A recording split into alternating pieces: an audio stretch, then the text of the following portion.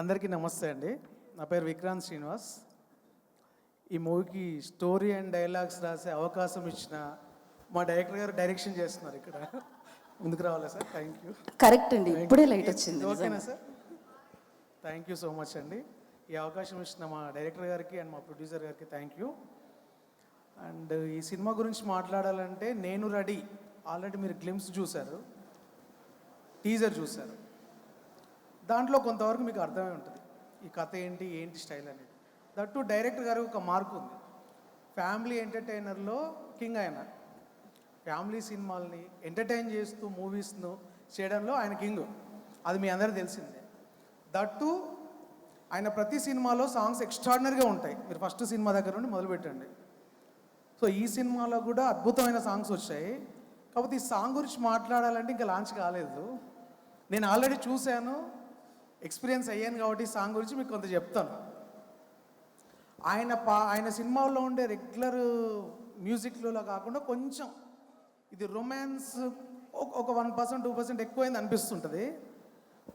అది మీకు చూసిన తర్వాత విజువల్స్ సూపర్గా ఉంటాయి. సాంగ్ అదిరిపోయింది, మిక్కీ గారు ఇరగొట్టారు. మా హీరో హవిష్ గారు అండ్ కావ్య అయితే నెక్స్ట్ లెవెల్ చింపేశారు. సో మీకు చూసిన తర్వాత అనిపిస్తుంది, అరే అదిరిపోయింది సాంగ్, చాలా బాగుంది.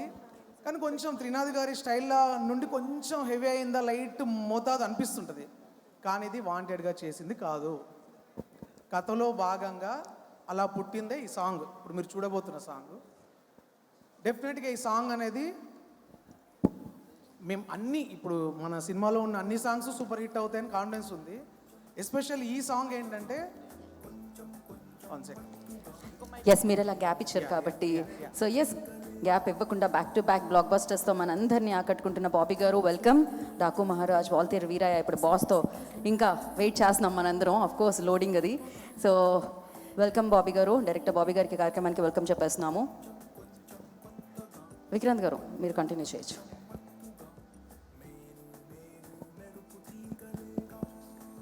ఓకే, మీరు సమయం కోసం వెయిట్ చేస్తున్నారు కదా, వాళ్ళు రెడీ అయ్యాక మీరు రెడీ అవుతారు కదా, అర్థమైంది నాకు. సో సాంగ్స్ యాజ్ యూజువల్గా ఆయన కెరీర్లో ఉన్నట్టే సూపర్ హిట్ అవుతాయి. బట్ ఈ సాంగ్ ఎందుకు రొమాంటిక్ సాంగ్లో కొంచెం మోతాదు మించి ఎందుకు ఉంటుందంటే ఇది కథలో నుండి పుట్టిన సిచ్యువేషనే. రేపు మీరు సాంగ్ చూసిన తర్వాత మీరు డెఫినెట్గా ప్రతి ఒక్కరు ఫీల్ అవుతారు. సాంగ్ మాత్రం చాలా బాగుంది, బట్ ఫ్యామిలీ ఎంటర్టైనర్ అంటున్నారు, ఇది కొంచెం శృంగారానికి కొంచెం దగ్గరగా కొంచెం ఎక్కువ ఉంది అనే ఫీల్ అవుతారు. కానీ దానికి ఒక లాజిక్ చెప్తాను నేను. ఓ లాజిక్ ఏంటంటే ఫ్యామిలీ ఆడియన్స్ ఉన్న ప్రతి ఒక్కరికి పెళ్ళిళ్ళు తర్వాత జరిగేటి అన్నీ జరుగుతూ ఉంటాయి కదా. ఈ సినిమాలో ఏంటంటే ప్రతిదీ అంటే ఒక మిడిల్ క్లాస్, అంటే మీరు ఇందాక మన గోపరాజ్ గారు అన్నట్టు ప్రతి తరగతి వాడికి నచ్చే కథ అవుతుంది ఈ సినిమా. ప్రతి ఒక్కరికి కనెక్ట్ అవుతుంది. సో అలా ఆర్డర్లో పుట్టినప్పుడు ఇది కొంచెం ఎందుకు ఈ సాంగ్ ఇలా ఉండాలి అనుకున్నప్పుడు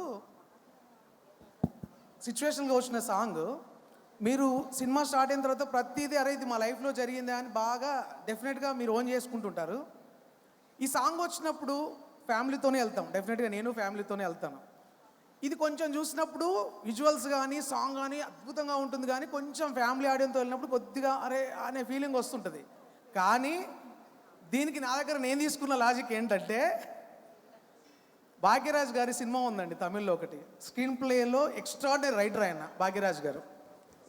ఆయన ఫ్యామిలీ సినిమాలు చేయడంలో ఉద్దండు, కానీ కొంత శృంగారం కొంచెం రొమాన్స్ అనేది ఆయన సినిమాల్లో ఉంటుంది. ఇప్పుడు ఈ సినిమాలో ఈ సాంగ్ చూసేప్పుడు ఏం ఫీల్ అవుతామంటే ఆయన తమిళ సినిమా ఒకటి ఉంది, సారీ పేరు సరిగా గుర్తులేదు, కానీ భాగ్యరాజ్ గారు తన సిస్టర్స్తో సినిమా హాల్కి వెళ్తారు.